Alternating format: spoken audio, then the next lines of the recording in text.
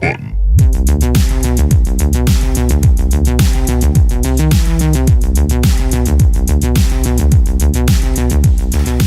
So how goes your X-clouding? It's all right. Yeah. My favorite part is how much it lags every second. It hurt my eyes. I was trying to play Vermintide, and like that game already Reading the has UI? it already has pretty like built-in motion blur that like you can't really do a whole lot about. I think it's just like the art style. It's just tough on like a phone. I got a pretty big screen. The actual but, like, fidelity of it looked pretty good. When I was it looks watching you play incredible. Halo, it looked good, but it was skipping. I brought up, I was like, maybe, well, there's like 40 people in this house right now. Maybe too many are on the Wi-Fi, and you're like, no, it was like this before everyone came over. graphically, So- it's incredible. Yeah. I mean, if you got a decent phone, it'll show up like 100%. Yeah, it definitely looks sharp, but I played Halo I on don't it know a if that's little the bit. ideal way to... It's hard. I was telling Chris That clamp thing you got was cool. The thing that's selling me more on xCloud than Yes. Stadia is just like, Oh yeah, we'd be here all night if we're talking about Stadia's. if I was Problems gonna right now. have xCloud and have that controller set up Bluetooth to my phone, that would be for when like I'm away from a TV and it would be inconvenient for me. Mm-hmm. Like I was saying, I went home for Thanksgiving to my parents' house, and it's like I was just sitting there not doing anything for a while. I could have brought that with me and played a game, and it was fine for that. But it's like when I'm Yeah. sitting right in front of my TV, obviously the Xbox is better than...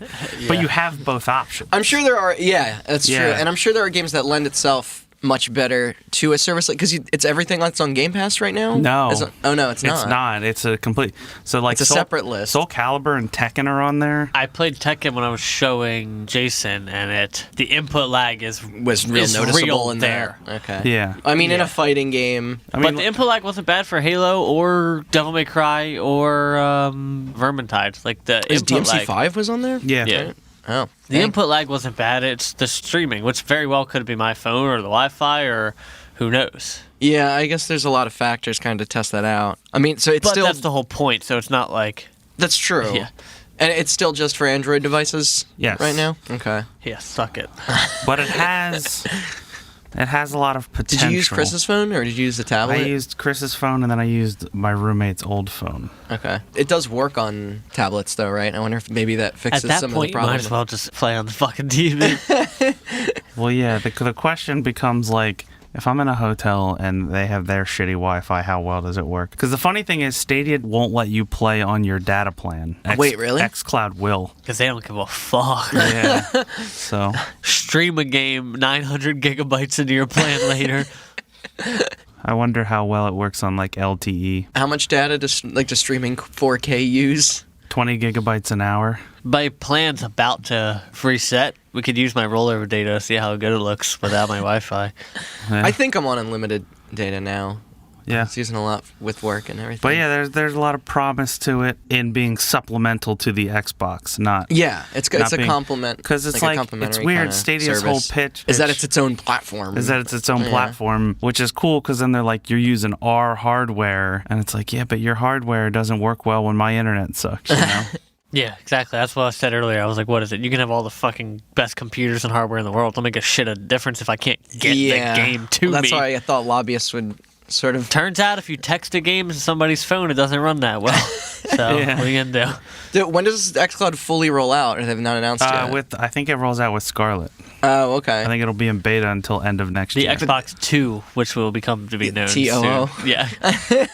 And when does Stadia have their full rollout? It just says next Weeks year. ago, Well, no, that's Oh, still the February. beta test. Okay. February 2020. All right. Which It's is, when- from the last thing I read about it, is stupid. They should be rolling it out 2 years from now. Yeah, I think they're they doing- jumped the gun. The Founders Edition came with 3 free months of that Stadia Pro. It launches fully when that ends for the people that got it on launch day. Yeah, Well, I hope they're all happy. I don't. No, I'm just kidding. All right. So in July of last year, our show covered the great PSN hack of 2011.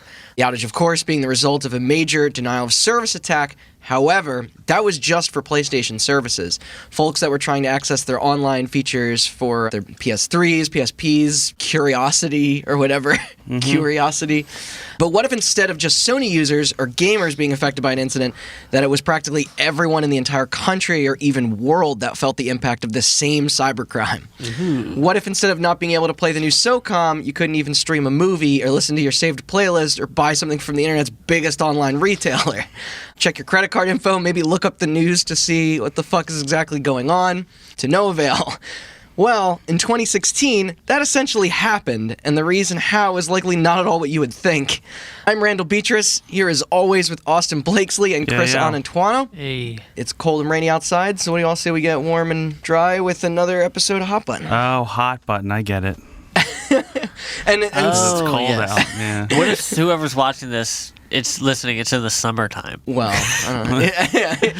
You're all cozy wrapped in a blanket right now. I am. So. I'm fucking. But I might have some low energy today. We had a party last night for our we did holidays. We all woke up around noon. Yeah, it's been So rather than have me spoil our center of the story right away, Austin, what do you say we just hop on into it? Yep. Get right in. I will say, preface this is probably the least video game related story we're probably going to cover in a while. But arguably the biggest game in the universe is kind of at the crux of it. Yeah, that's true. Which I think is super interesting. I'm actually, before you start, I am kind of surprised like how few people, I think, really know this full story. I mean... And despite how many were affected, like you might, when I get to it, you might remember the incident happening. You probably just don't know why. Yes, after the fact, but in the moment, I did not really know. Yeah. That was a weird day. Yes. So, on September 19th, 2016, a French company by the name of OVH was hit with a DDoS attack, also known as Distributed Denial of Service. This attack was said to be 100 times larger than your average DDoS attack. Before the problem was figured out, the same network was used to perform another attack on a company called DYN. I think it's Dyn, but I'm not sure. They're owned by Oracle. Big company. Yeah, I know Oracle in it. Mm-hmm. Datadyne. It's one of the bad guys from Perfect Dark. Cyberdyne? Oh, yeah, it was Datadyne. Yeah. So what's Cyberdyne from? Terminator. Right. This company provides DNS services for some of the internet's biggest websites. Do you know what DNS is? That came before or after the 2DS? That's the NDS, not the DNS. Oh, okay. DNS stands for Domain Name Service. Yes. Basically, when you type google.com into your browser, it gets sent to a server. I don't get to. They turned the browser into a search engine because they own the world. Yeah. That's what you see every time you have a problem connecting to it. Yeah. The URL is sent to a server. That server finds the IP address of the server that website is hosted at and then sends you to it.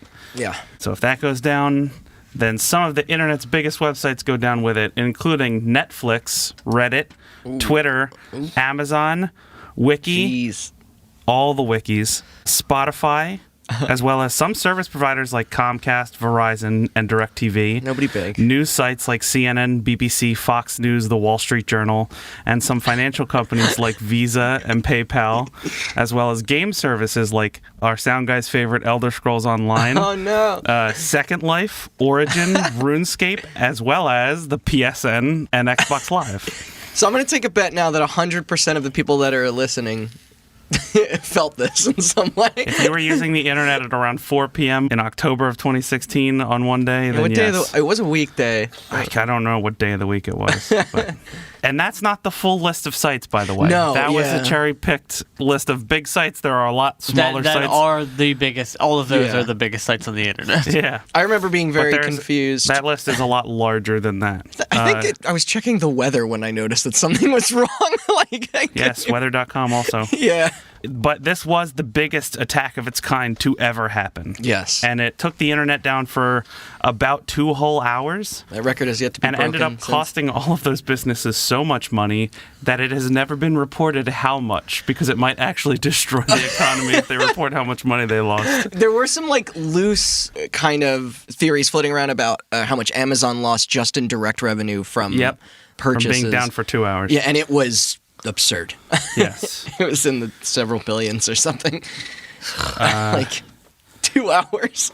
Not to mention the fact that Amazon also hosts a lot of these websites through AWS. That is true. But why was this attack performed?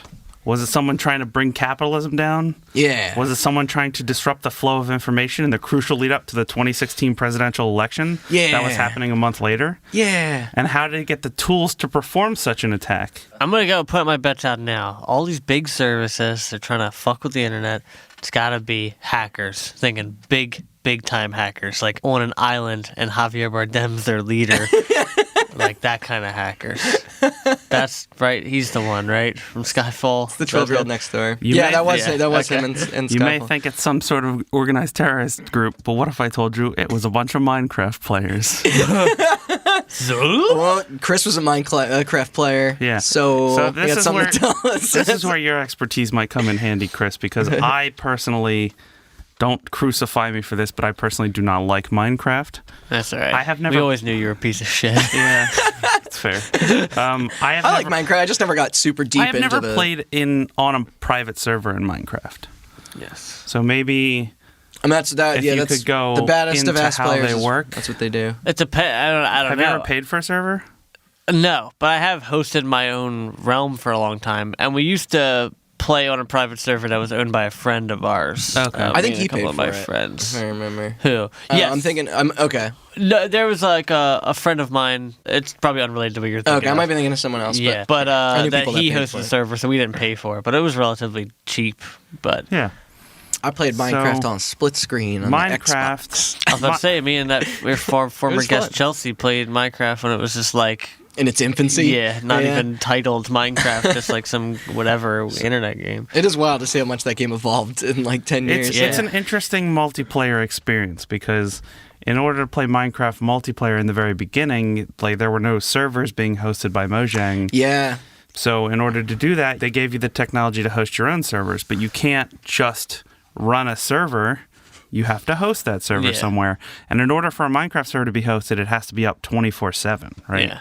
And something cool, just a little snippet from those early Minecraft servers.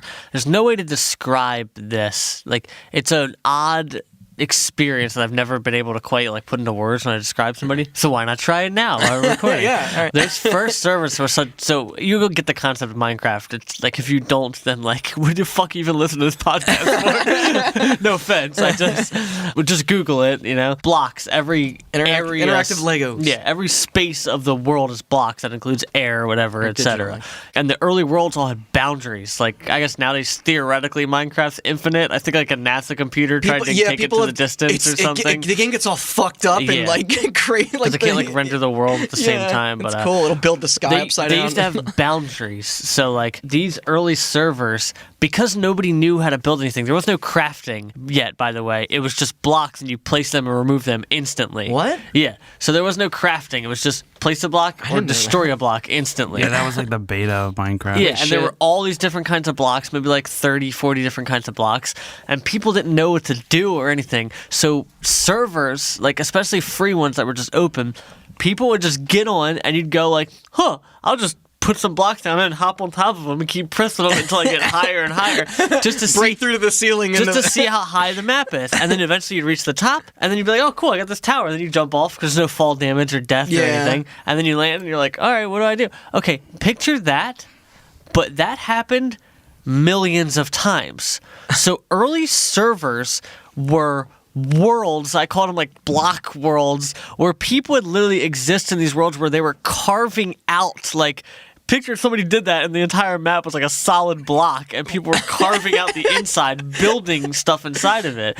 So we'd have servers where like we would like, I remember there's one, we removed the ceiling for a big chunk of it so we could see like the sky and the sun and like the clouds in the game. And we had like a whole like city built and we cleared out a big open space. We had a town, we had a bunch of people with us. I was the mayor. It was a weird time. Does that still exist in some way? No, absolutely not. And this is where griefers became a thing. These were people, because you could just destroy blocks. You could, yeah. Who would just come and destroy everything you made. Oh, man. No matter how much time you spent working on it. So you also had to, like, hide your city. So, like, the bigger you got, the more risk you had of it being destroyed, but you wanted to build cool, big things. I like this Minecraft Wild West, like, before... It was, and it had so many layers. People built on, like, and it was like a jungle. Picture a jungle of different blocks of different colors and sizes everywhere, and and you were like to navigate it. And I remember one time our town got destroyed, and one of the guys who was like part of our town was like, "Come with me," and he had dug an entire new city underneath that was hidden from the other one. And then eventually everybody on our server moved a layer down from where the griefers Just would closer hang to the out. center of the earth. Yeah. Eventually, you break into the Stanley Parable. Well, we did. Everybody built like right above like the bedrock level, and that's where like our whole area was, because it was like 20 or 30 blocks of buffer room, and then the open area, and then the roof was just random. It's no way to describe it. I have to draw it for you or something. Like, it's just like absurd. If anybody was playing Minecraft in these days, you remember, because that shit was awesome. That's pretty rad, actually. Yeah, so you connect to multiplayer in these early days of Minecraft by basically just entering an IP address, right? Yeah, And that's like classic PC these games. IP address had to be hosted somewhere, and there were hosting companies who built entire businesses around charging money to host these servers 24/7. Amazon AWS, I mentioned them earlier. That's a big one. Yeah. But you would charge money to host the server, and the cost would vary depending on the size of the world and the amount of players that could connect to it. And you host it 24/7, so anybody can jump in whenever they want, and they can hop out whenever they want. By 2016, by the way, all that stuff I was talking about was long fucking. it was out. Yeah. 2016 is like, you're talking like. This is like late Minecraft, yeah. Yeah. By this point, it was already available on every platform as well. You're essentially hosting like a mini MMO server for you and your friends. And I think the costs for some of these servers were around about the price of like a monthly. Like a $15 a month, like WoW or something like that. Having an event server. This became more than just a hobby for some people. Some people formed entire businesses around just hosting these. As the bigger Minecraft became, the bigger these companies that hosted servers became, and with all the money that came in from that, that makes sense. Minecraft was literally the biggest game. Came competition. Oh, like with other sites also trying to make money. Yeah. So I'm gonna go back a little bit, talk about something called a DDoS attack, which I mentioned earlier. Yeah. Stands for Distributed Denial of Service Attack. I think you mentioned this a little bit in our 2011 PSN. Yes. Now, people would often find competing server hosting things for Minecraft, and they would DDoS these Minecraft hosts in order to make servers inaccessible or to make them run slower, which would cause players to be like, I'm paying $15 a month for this shit. Yeah. I'm done. And then someone else would come in and be like, by the way... Inception level corporate espionage. Yeah. By the way, our server doesn't do that. And you're like, okay. Yeah. And then they jump ship. Now, if you don't know what a DDoS is, it is essentially when you log into a website of any kind, you're hitting a server. And that server, you give it your information, name and password usually. It pings the server. The server says, yep, that checks out. That person is registered. And then it comes back and then unlocks it and lets you into the website. But if that server is down, then even if you have the right name and password, you might not be able to log in. Yeah. People create what are known as botnets, which is a series of infected computers around the world whose whole point is when the time comes and somebody pulls the trigger, those computers will use some of their power to try to log into a server all at once. Mm-hmm. And if the server is overwhelmed with requests to log in, the server goes boom. Yeah. And then nobody can log in. This has been used to take down a lot of companies. Like Randy mentioned, we covered one, the Sony PSN hack. Yes. Although that was eventually taken down later because they were worried people were stealing information. That was them themselves. Yeah. But, I mean, DDoS attacks happen quite frequently. I mean, there's cases in gaming, like, I don't remember exactly what year it was, but there was one case where, like, somebody was mad at Microsoft and Sony. Yeah, I remember and they took down the PSN and Xbox Live on Christmas Day because they're like, I don't want new kids playing I remember, and I remember who did that. it too, but I don't think we should give him any credit. Oh. Yeah, I think I remember who did it too. One of those stupid groups of teenagers with stupid names. There goes Hot Button. Biting the hand that feeds us. Because these DDoS attacks became so popular for this competition between Minecraft servers, another industry popped up around them, Minecraft DDoS mitigation, which is basically, there are whole entire businesses out there for professional services that, like, they say, if you get a bunch of data all at once, if you get a bunch of users logging in at once, we will kick some of them out before they can have a chance to ping the server. Some interesting protection, I guess. And that way, your site won't go down. And this is another big money thing. But again, this is for, like, Facebook, not really, like, people hosting private gaming servers, but Minecraft got so big that this became a thing. How do you advertise that business? Like, what a weird... This kind of halted the progress. There were a lot of very popular botnets in the world that people could like rent time with to use to do these attacks. But these mitigation services were very good at stopping these botnets. So this kind of slowed the whole war on people DDoSing each other's services, since these botnets were pretty amateur and lacked the power to take down, you could take down like somebody's like HostGator thing where they're hosting Minecraft servers, but you can't take down Oracle if they're providing the thing or, whatever. Amazon. Yeah. So these large hosting companies stepped in to make some money and started mitigating DDoS. And this is where our main player of the story, Mirai, enters the game. Mirai. M-I-R-A-I. A new malware created for DDoSing had popped up, and it was known as Mirai. Now, have you guys ever heard the term IoT? Or I guess the abbreviation, acronym. IoT. I've seen it. Okay. Does that count? Yeah, sure. So, IoT is called the Internet of Things. All right. And basically That sounds stupid. Something is labeled as an IoT device when it is made to be kind of automated, when it automatically communicates with the internet without need for user input, right? Like an ATM. More like a Ring doorbell or a smart fridge. Okay, or like so stupid, a smart TV. Stupid crap.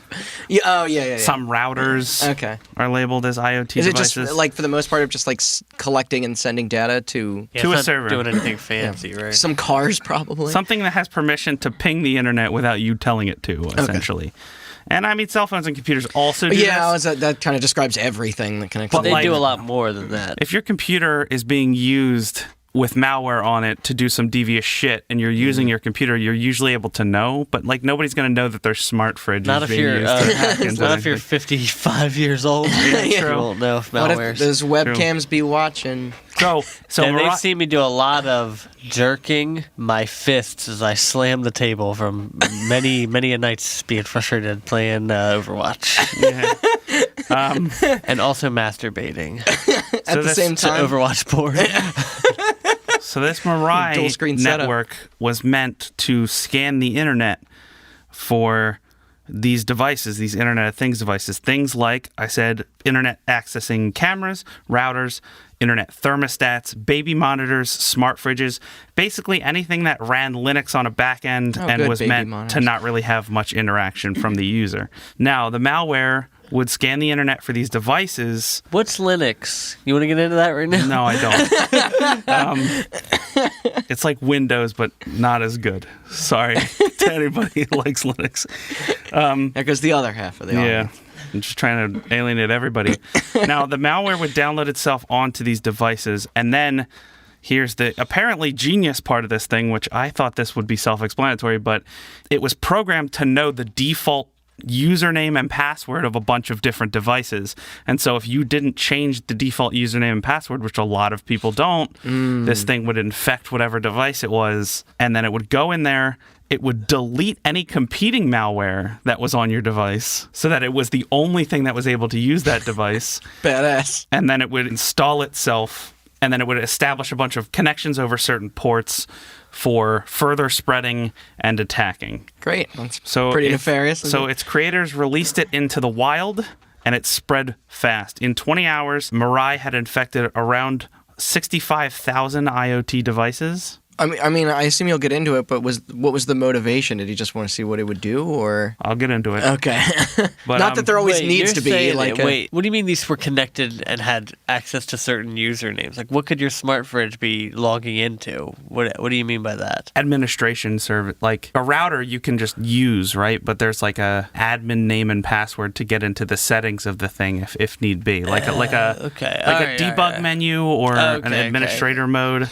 I see. Okay, I see. What Yeah. you're saying. Never mind. I get it. And the network proceeded from that 65,000 to double in size every hour, Holy shit! eventually infecting around 600,000 devices. That is some Skynet ass shit that we. Now, this network was used for a number of attacks. It all started with trains. Oh, roads. Let's build a road, they said. And all of a sudden, my Minecraft teens are trying to kill me. Yeah. The first notable attack made by the Mirai network was on a service called OVH, which is an internet service provider in France. Now, here's where the kicker comes in. Most DDoS attacks, they overload the server using bandwidth, right? Servers only can handle a certain amount of incoming and outgoing bandwidth. Most DDoS attacks are responsible for around 10 to 20 gigabits per second of data flooding a server, and some of the more popular botnets of their day were able to handle up to 50 gigabits per second, which is, again, a lot for certain servers to handle, and it's enough for big mitigation services to kind of deflect. Yeah. Mirai's attack on OVH was estimated at around 1.1 terabits per second. Holy at its peak. shit. Boy. So that's like exponentially larger That's than like anything 200 ever. So that was the times. idea, to turn this thing into a botnet, I guess, Yes. is what you're saying. Yeah. So they got all these devices, and then all of these devices would log in all at once. And the more important thing about Mirai is that Technically, you could log in from your smart baby monitor to a Minecraft server. Yes. A lot of... Not to be able to do anything with it, but... Yeah. A lot of botnets were designed to attack a singular IP address. Yeah. Mirai was meant to be sent to a server, scan that server for any connected IPs, and take every IP with it along the way. And that's another important facet of this botnet versus other botnets. And it could because of the amount of fucking Yes. shit it could flood. Again, why target OVH? Right? I mean, they're a giant service provider. They're a cloud computing company. They're worth billions of dollars. Yeah. Do you want to take them down for capitalism? Are you a competing service? Well, no. It turns out OVH is also popular for a service called VAC, and no, not the Valve one. But this is a DDoS mitigation service that was very popular in the Minecraft community. Yeah. According to this article I found, it said that they made a few $100,000 a month just from... Yeah. like donations, I guess. Like it. Jeez. Yep. Now, a very important character in our story who I'm going to introduce, a man by the name of Krebs, who has a website called Krebs on Security. He is an internet security expert. Okay. He's worked with some really big companies kind of as a consultant, but he has his own website, and the whole point is it's just a blog investigating these kind of attacks, you know. When new technology comes out, he investigates that That's kind of thing. interesting. Okay. It's pretty cool. Yeah. He ran an investigation on this OVH attack to kind of figure out, like, this is a big deal. Like, how did this come to be? Who created it? Blah, blah, blah. So, obviously, the next target was his website. His website was taken down for 4 whole days. He had his own DDoS mitigation service through Akamai, which people may recognize as the DDoS mitigation service also provided to League of Legends. However, Akamai quickly dropped him as they were unable to do anything, and the cost of trying to defend him was getting too great. Fuck. And as a hacker, I guess, when you're attacking the people who are trying to call you out, you're in for some shit. Yeah, especially then, because now you've made Yeah. like an active effort to like silence somebody. You got the guy who exposes who does this shit, and you Yeah. attacked him. So, how do you throw investigators off the scent? Well, if you're a cartel, you just kill all the journalists. Yeah, but what if, let's say, you're a bunch of sweaty guys at computers and you can't kill all the journalists? Ooh. Now, do these programs, can they make the smart fridge move? No. Okay.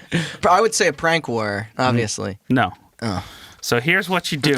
For those of you trying to get into the hacking game, you post your code. Because Okay. up until now, every attack performed was performed by whoever wrote this botnet. Okay, so this so once the someone else can once the weaponize code- it? Once the code is out there, everybody can start using your botnet code and trying to make their own botnets, which makes it very hard for internet security experts to track who is doing what. So this is essentially like a story Covering about... your tracks. Yeah, because you wouldn't know where it was born. And it should be mentioned that our mystery creators of Mirai are not responsible for the attack on Dyn, the one that took down the internet. They were just responsible for creating the... They created the botnet, and then they released the code to cover their tracks, which let other people use it. Right. Now, I have a quote here from an internet security expert who said they thought that they were creating a gun and they accidentally created the Manhattan Project.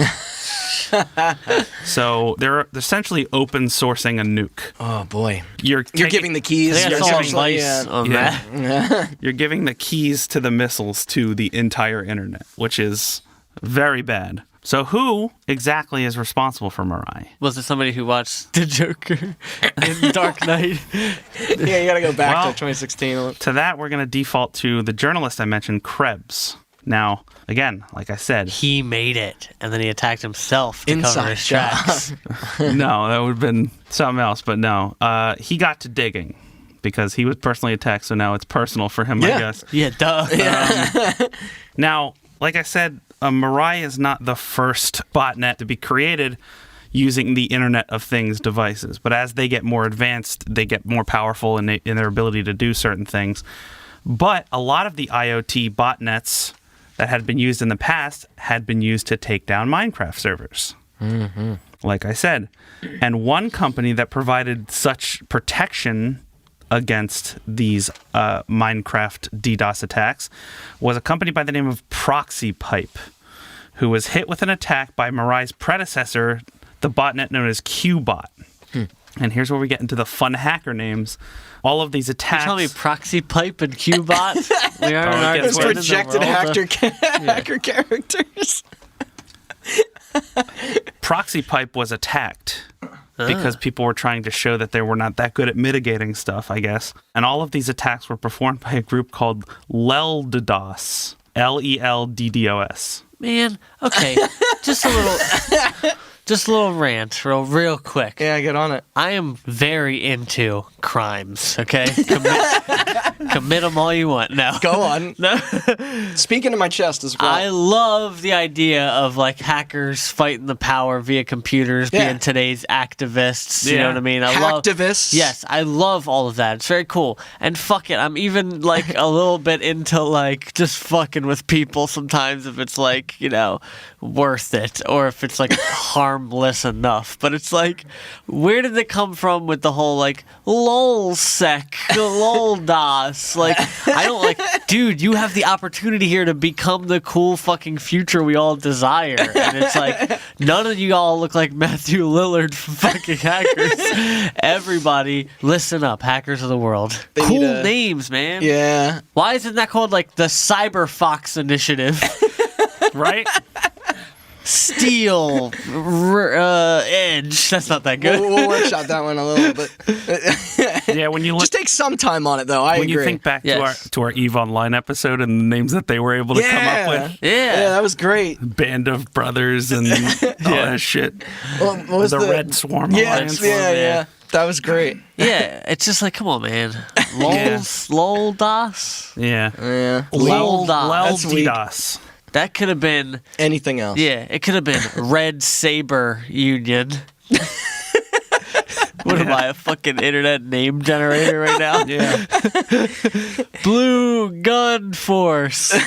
Now, at the I like color. Weapon. It's just color.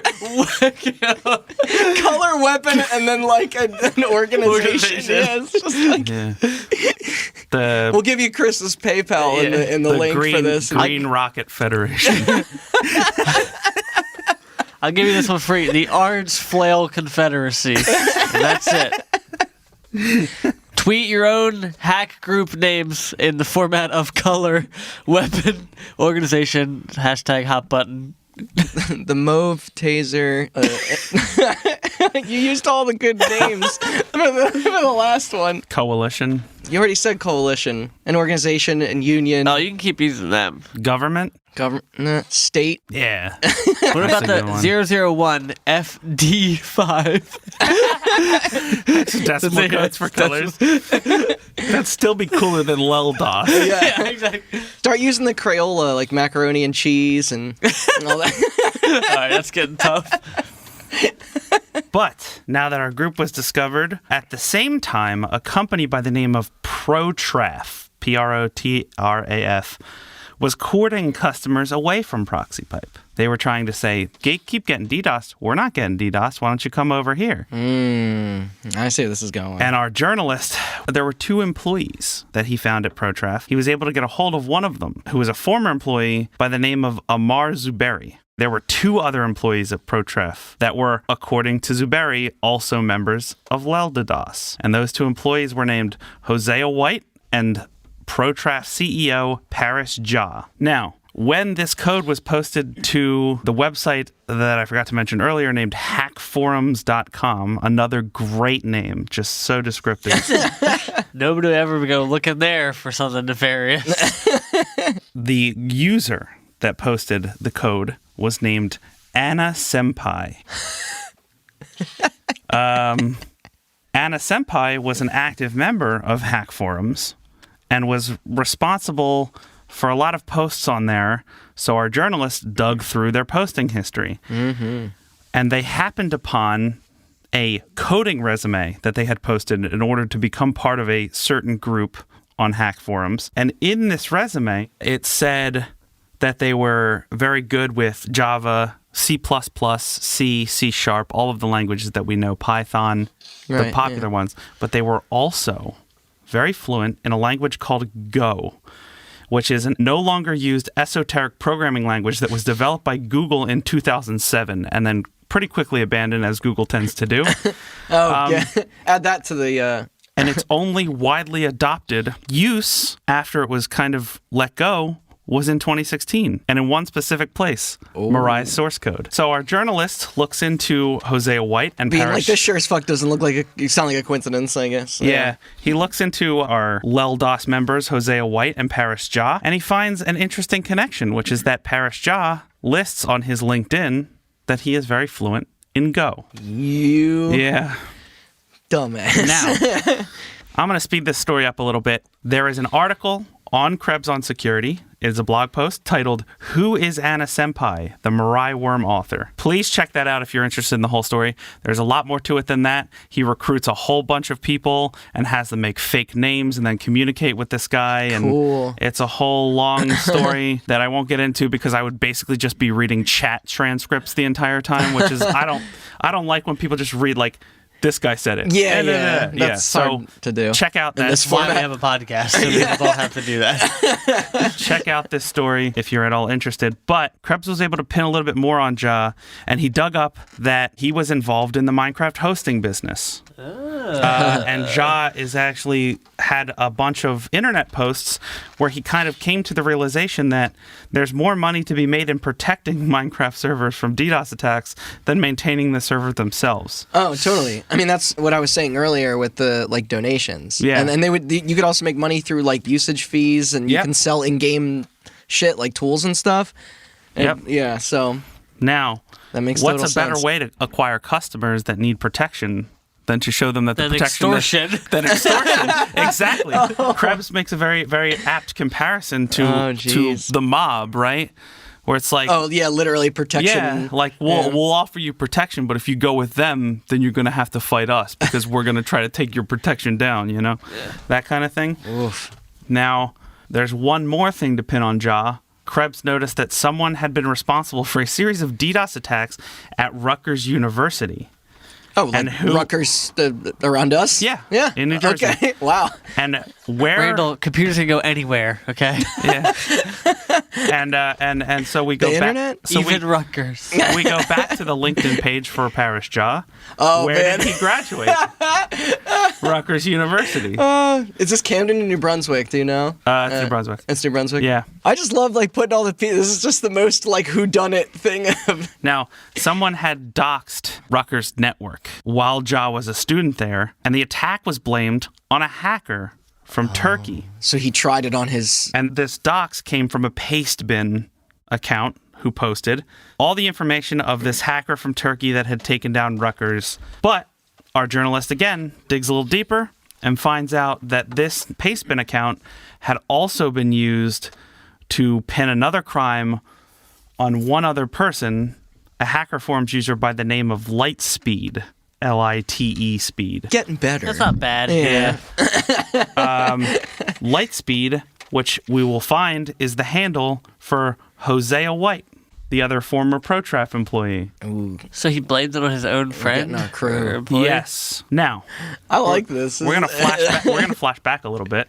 Okay. It turns out Krebs wasn't the only one on the trail of these people. So when was this unleashed on the schools network? Is this still in 2016 or? No, that was This like was years prior. I believe 2013 Oh, was when it was. 2013. Man, I wonder if we still had some friends in school at the time who Actually, were hold attending on. there. I mean. Oh, sorry, 2015. Okay. Yeah, this guy is very young. But it turned out that Krebs was not the only one on the trail of these guys. Turns out the FBI was actually a little bit ahead of them. Obviously, they don't have a blog telling everybody what they're investigating, but they were a little bit ahead of him. What's their handle? They're also into extortion. That's why they don't have a blog. Is it really the FBI, or is that just their cool name? I was trying to think of a color that begins with F. Dude, way ahead of you. Obviously, the Fuchsia Bullets International. This Men in Black sequel sucks. Oh, you mean the Maroon Injection Bureau? And the Brown Poison League. The FBI has a lot of teams who are responsible for cyber crimes. Yeah. Who are investigating cyber crimes. Now, that's cool. See, the bad guys, which I mean the FBI, yes, they're also the bad guys. They came up with a cool name for their division. It's true. Yes. And what's interesting is that They probably had more time to think about it. a man by the name of Elliot Peterson was responsible for Very uncool name. for running a lot of these teams. So that's what me and Chris are going to do this whole episode, just judge the names of everything. He had recently moved back to his hometown of Anchorage, Alaska, to lead a very small 4-person team. But That's how many people live there. Yeah. this becomes very important because here's the thing.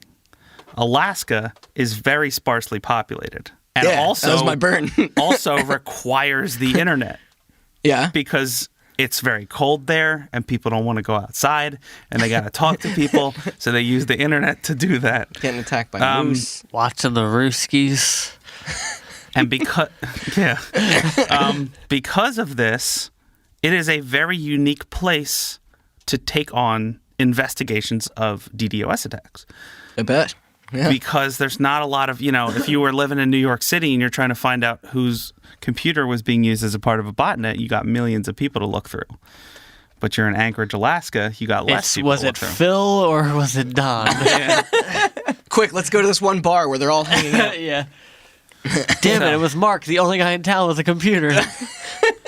The squad, I'm just kidding, Back in Alaska. time. Yeah, I know. the squad was able to mine My parents went there. It's like beautiful. Yeah. because of data provided by the people that were DDoSed using the Mirai network. The squad was able to track down individual IPs of Mirai-infected IoT devices. They were able to narrow the list of IPs down to ones that existed in Alaska, and then they subpoenaed a local company, GCI, to provide names and addresses of people who owned these IPs and therefore owned these devices. All right, what do we got on the list? All right, looks like we got a heater, an electric heater, an electric heater. All right, robotic snowblower. They then Sentient snowblower. That's a Stephen King book, I think.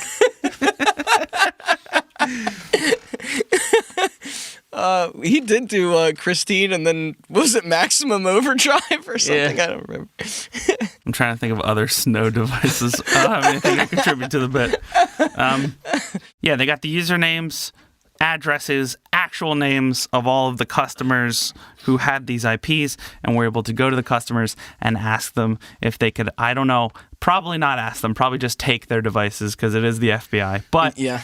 they were able to acquire some of these devices that had been infected with the Mirai botnet. Now, the thing about Mirai... The FBI didn't get anywhere by asking for is permission. that Mirai, because these Internet of Things devices are kind of meant to be never really turned off. Yeah. Your doorbell camera doesn't turn off. It's Always on all be the time. listening. Your fridge doesn't turn off. It's on all the time. Your router doesn't turn off. It's on all the time. All right, now we're all going to go home and unplug all our shit. So Mirai is able to install itself in the flash memory of your device. But if you turn off your device and turn it back on, Mirai's gone. However, Mirai is so good at scanning the internet that it only takes mere minutes for it to find your device again and reinstall itself. Creepy. So the FBI went to their offices in Anchorage, Alaska.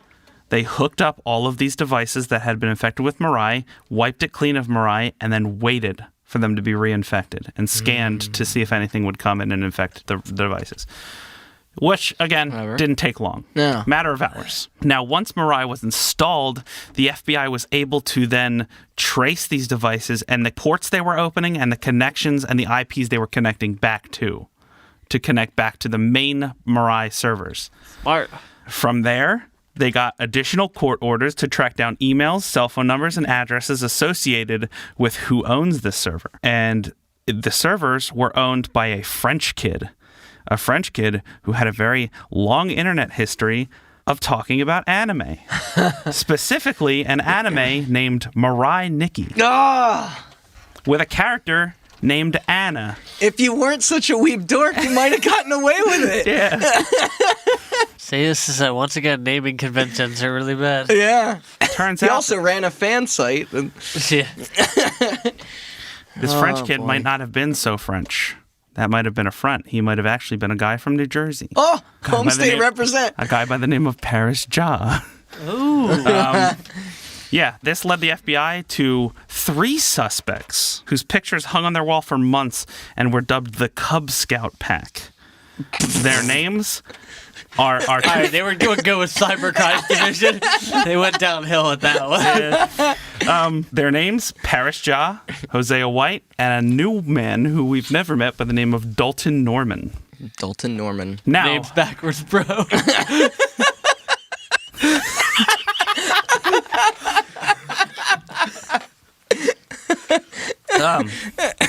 Now, after Krebs publicly exposed them, people had went and like, okay, well, let's find this Ja guy and get him arrested. And it turns out the FBI had already questioned him, and they already questioned his family.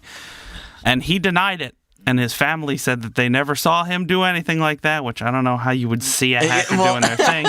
But I've never seen him sit on a computer for hours writing code. I always thought he was playing solitaire. But the FBI did say, when we find this guy, he's going down. So, let's say after the Krebs thing became public, a couple days later, at the advice of their lawyers, the 3 then pled guilty to the creation of the worm, some of the attacks, and the posting of the worm online, which also makes them partially responsible for all the other attacks committed. I don't have the exact number here, but I think the Mirai Botnet in the years between a Wired article, where I got a lot of my story from that I was going to mention at the end, but between the writing of that and the creation of Mirai, it was used something like 16,000 times. Jeez. But you can hold them responsible for everything in the DIN attack, essentially? I mean, you created it, right? I guess so. If you make a dirty bomb and then sell it to terrorists, that's a crime. Good point. Yeah. Yeah. But if you make a gun and the military buys it and uses it for war, you can't be charged with a crime. No. You cannot. Smell loopholes. Now, He should have sold it to the government. Then. Yeah, exactly. Because they could have used it to DDoS Minecraft servers, and then, no In the harm, Middle no East, foul. now, Turns out, actually, I don't know if you knew this, that's how they called Osama bin Laden. They DDoSed, the government DDoSed his Minecraft server. Really? Yeah. And he was like, "It's bullshit." And then he threw it down and he went outside and they shot him. I No, just pictured the end of Zero Dark I- 30, but he's playing Minecraft. Like the night vision just. They consumed it.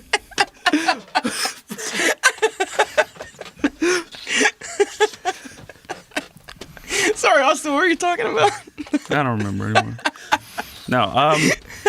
After now, it's important to note that Krebs again only pointed out the 2. He pointed out Ja and he pointed out Hosea White. The third guy was new, but you know, if he didn't come forward with the other 2 and then they caught him, it would have been way worse for him. So This is Norman Dalton. yeah. Okay. So after the court documents were released, we know a lot more information about more specifically him, but also the other 2. It turns out that Ja wrote the code for the botnet to do its business. Good job. That's Well- good code.